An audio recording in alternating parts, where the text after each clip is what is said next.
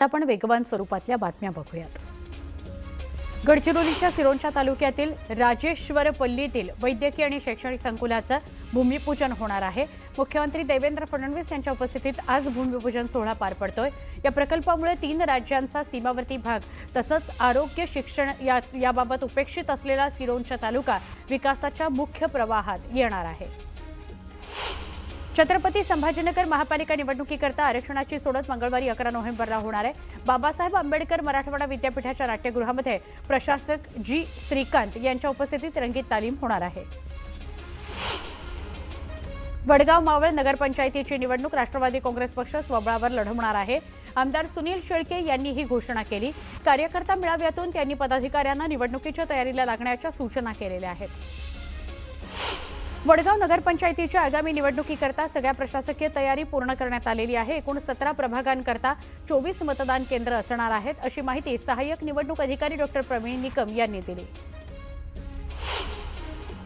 छत्रपती संभाजीनगरमध्ये पाणीपुरवठा योजनेत बीड बायपास परिसरातील अतिक्रमण अडथळा ठरत असल्याचं समोर आलंय, तर पाणी योजनेमध्ये अडथळा घालणाऱ्यांवर थेट गुन्हे दाखल करण्याचे मुंबई उच्च न्यायालयाचे आदेश आहेत। छत्रपती संभाजीनगरमधून मुंबई आणि दिल्लीला जाणारं विमानाचं उड्डाण हे आठवड्यातून 3ऱ्यांदा रद्द करण्यात आलेलं आहे। यामुळे प्रवाशांना नाहक मनस्ताप सहन करावा लागतोय। यामुळे तातडीनं विमानसेवा सुरळीत करण्याची मागणी प्रवासी करतायत। बुलडाण्यातील लोणार सरोवरातील खारटपणा कमी होत असल्याचं समोर आलंय। यामुळे जगप्रसिद्ध लोणार सरोवराचं अस्तित्व धोक्यात येण्याची शक्यता आहे। दरम्यान लोणार सरोवराची निगा राखण्याची मागणी करण्यात येते। बुलडाण्याच्या संग्रामपूर तालुक्यातील सोनाळामध्ये संत सोनाजी महाराजांचा ऐतिहासिक रथोत्सवाचा कार्यक्रम पार पडला। श्रींच्या रथाची विधिवत पूजा करण्यात आली। रथोत्सव संपन्न झाला। दरम्यान मोठ्या संख्येने भाविकांनी यात सहभाग नोंदवला होता। एक मोठी बातमी, रुपाली ठोंबरे पाटील यांना राष्ट्रवादी पक्षाने खुलासा मागितलेला आहे। पक्षाच्या प्रवक्त्या असतानाही पक्षाच्या महिला प्रदेशाध्यक्ष आणि राज्य महिला आयोगाच्या अध्यक्ष रुपाली चाकणकर यांच्या विरोधात माध्यमांमध्ये केलेली वक्तव्य पक्ष शिस्तभंग करणारी आहेत। आपल्या विरोधात शिस्तभंगाची कारवाई का करू नये असा प्रश्न रुपाली ठोंबरे पाटील यांना विचारण्यात आलेला आहे। 7 दिवसांमध्ये याचा खुलासा द्यावा, नाहीतर आपल्यावर योग्य ती कारवाई केली जाईल, असं रुपाली ठोंबरे पाटील यांना पक्षाने दिलेल्या नोटिशीत म्हणण्यात आलेलं आहे।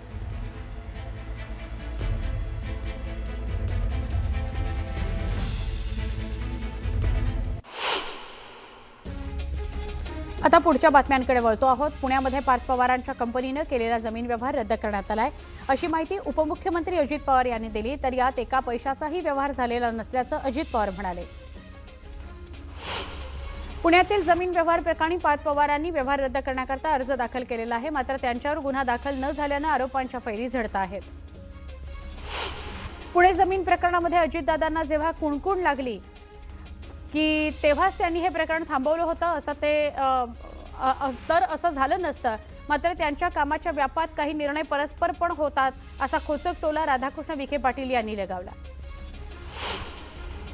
पुण्यातील जमीन गैरव्यवहार प्रकरणामध्ये आता भीमराज सेनेनं उडी घेतलेली आहे। पार्थ पवारांवर अॅट्रॉसिटी अंतर्गत गुन्हा दाखल करण्यात यावा, अशी मागणी भीमराज सेना प्रमुख राजभाऊ थाटे यांनी केली आहे।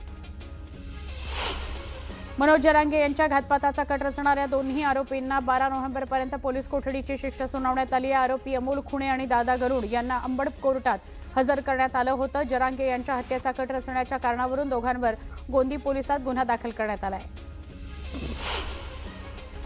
भाजप आमदार नारायण कुचे जरांगे पाटलांची भेट घेताना दिसले। नारायण कुचे मुख्यमंत्र्यांचे निकटवर्तीय आमदार आहेत। धमकी प्रकरणी कुचे यांच्याकडून चौकशी करण्यात आल्याची माहिती मिळते आहे। मनोज जरांगे यांच्या हत्येच्या कटासंदर्भात आरोपी अमोल खुणे यांच्या कुटुंबाची प्रतिक्रिया समोर आली आहे। मनोज जरांगे यांच्याकरता माझा मुलगा त्यांच्या सोबत राहायचा, तो असं करू शकत नाही, तर त्यांच्या पत्नीला देखील प्रतिक्रिया करताना अश्रू अनावर झाले। सोलापूरमध्ये मराठा समाज आक्रमक झालाय। आमदार धनंजय मुंडे यांच्या प्रतिमेला जोडे मारून मराठा बांधवांकडून आक्रोश व्यक्त करण्यात आला। त्याचबरोबर जरांगेंना सुरक्षा पुरवण्याची मागणीही करण्यात आली। हिंगोलीच्या औंढा नागनाथ तालुक्यातील जवळा बाजार इथं उद्धव ठाकरे यांनी शेतकऱ्यांशी संवाद साधला। यावेळी परिसरातील शेतकऱ्यांनी आपल्या व्यथा उद्धव ठाकरे यांच्या पुढे मांडल्या। बाबा सिद्दीकींच्या पत्नीची मुंबई उच्च न्यायालयामध्ये धाव घेतलेली समोर आली आहे। हत्येचा तपास करण्याकरता एसआयटी स्थापन करण्याची मागणी करण्यात आली आहे। याचिकेत मुंबई पोलिसांच्या तपासावर प्रश्नचिन्ह उपस्थित करण्यात आलं आहे। सिंधुदुर्ग जिल्ह्यात नगर परिषद आणि नगरपंचायत निवडणुकीमध्ये भाजपनं स्वबळाचा नारा दिलाय। अशातच शिंदेंच्या शिवसेनेनं आपली ताकद वाढवायला सुरुवात केली आहे। शहरातील मवियाच्या काही लोकांचा एकत्र येऊन शांततेत निवडणूक घेण्यासंदर्भातला प्रस्ताव आला होता। हा प्रस्ताव आम्ही शिंदेंकडे पाठवलाय असं राजन तेली यांनी म्हटलंय। शहाड नगरपालिकेची निवडणूक कुठल्याही पक्षाकडून न लढवता जनता विकास आघाडीच्या नावाखाली लढवण्याचा निर्णय अभिजित पाटील यांनी जाहीर केलाय। गेल्या पंचवार्षिक निवडणुकीमध्ये अभिजित पाटील यांचे वडील लोकनियुक्त नगराध्यक्ष म्हणून निवडून आले होते। अलिबागमध्ये नगरपालिका निवडणुकीमध्ये ठाकरेंची शिवसेना, काँग्रेस आणि शेकाप एकत्र लढणार आहेत। काँग्रेसचे कार्याध्यक्ष राजा ठाकूर यांनी ही माहिती दिली आहे। तर काँग्रेस 3 जागांकरता आग्रही असल्याचंही ते म्हणाले। काँग्रेसचे नेते आणि रायगड जिल्हा काँग्रेस कार्याध्यक्ष राजा ठाकूर यांनी काँग्रेसच्या प्रमुख कार्यकर्त्यांसहित आज शेकापचे सरचिटणीस जयंत पाटील यांची भेट घेतली। आगामी काळातील स्थानिक स्वराज्य संस्थांच्या निवडणुकीमध्ये अलिबाग नगरपालिकेमध्ये काँग्रेसला कमीत कमी 3 जागा मिळवण्याकरता काँग्रेसचे वरिष्ठ नेते यांना राजा ठाकूर यांच्या नेतृत्वात जयंत पाटील यांच्याकडे आग्रह धरलेला आहे। यावेळी काँग्रेसला अलिबाग नगरपालिकेमध्ये कमीत कमी 3 जागांवर उमेदवारी मिळावी असा आग्रह या नेत्यांनी जयंत पाटील यांच्यासमोर धरला आहे। त्यामुळे अलिबागमध्ये शेकाप काँग्रेस एकत्र आल्यास शिंदे सेनेला मोठं आव्हान असणार आहे। आम्ही आज एका व्यासपीठावर आलो आहोत। उद्या आमचं काय होतं माहीत नाही असं वक्तव्य मंत्री कोकाटे यांनी केलं। उद्या आम्ही कोणाकडे असू सांगता येत नसल्याचंही ते म्हणाले। अमरावती जिल्ह्यामध्ये काँग्रेसकडून नगरपरिषद नगरपंचायत निवडणुकीकरता तयारी सुरू झालेली आहे। उमेदवारांच्या मुलाखतींना उत्स्फूर्त प्रतिसाद मिळतोय। सगळ्याच नगरपरिषद आणि नगरपंचायतांवर काँग्रेसची सत्ता स्थापन होईल असा दावा काँग्रेस खासदार बळवंत वानखेडे यांनी केला। येवल्यामध्ये नगरपरिषद आणि जिल्हा परिषद निवडणुकीच्या पार्श्वभूमीवर राष्ट्रवादी काँग्रेसनं तयारी पूर्ण केलेली आहे। माजी खासदार समीर भुजबळ, आमदार पंकज भुजबळ यांनी कार्यकर्त्यांसोबत इच्छुक उमेदवारांची बैठक घेतली आहे। नंदुरबारच्या तोरणमाळ इथं राष्ट्रवादी काँग्रेसनं शेतकरी मेळावा घेतला। आदिवासी बहुल भागातल्या शेतकऱ्यांना सर्वतोपरी मदत करण्याचं आश्वासन देत निवडणुकीचं रणशिंग फुंकण्यात आलं। या मेळाव्यामध्ये नंदुरबारमधल्या अनेक पक्षाच्या कार्यकर्त्यांनी राष्ट्रवादी काँग्रेसमध्ये प्रवेश केला। मुख्यमंत्री साहेब, तुम्हाला शेवटचं सांगतो, आजला राज्याचा नाश करणारा नासका त्याचा शेवट करा।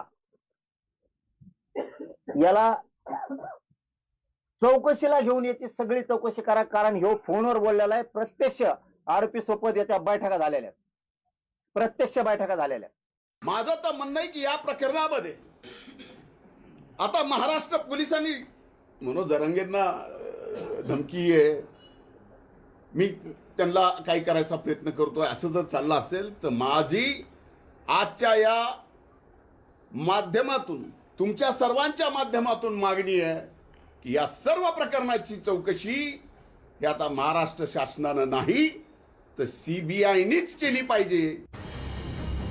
हा कट रचण्यासाठी आरोपींची धनंजय मुंडेंच्या सोबत बैठक झाल्याचा आरोप जरांगेंनी केला। त्यालाही धनंजय मुंडेंनी उत्तर दिलंय। कोण कांचन नावाचा माणूस आहे, तो धनंजय मुंडेचा कार्यकर्ता किंवा पीए। धनंजय मुंडे हे माझ्या विरोधात षडयंत्र रचण्याचं काम त्यांनी केलं। परळीला नेलं, त्या बीडच्या रेस्ट हाऊस, आणि तिथं एक मोठी बैठक सुरू होती। ती बैठक धनंजय मुंडेने सोडली। हे आल्याला कळालं की याच्यापाशी 10-20 मिनिटाचा वेळ दिला आधी। तिथंच एक आरोपी नेला होता याच्यातला आधी। आता मी गेस्ट हाऊसला दर सोमवारी बसतो, अनेक सहकारी आहेत, अनेक जण येतात, भेटतात, बोलतात, कुणाला बाजूला जाऊन बोलावं लागतं। आता जे अटक केले त्यापैकी कुणी मला भेटला असेल, बाजूला जाऊन बोलला असेल, आणि भेटल्याने बाजूला बोलल्याने मला कळत नाही ह्याच्यात कुणी कसला कट रचला जातो का? त्यांना पाठवून, ते त्यांचेच कार्यकर्ते आहेत ना।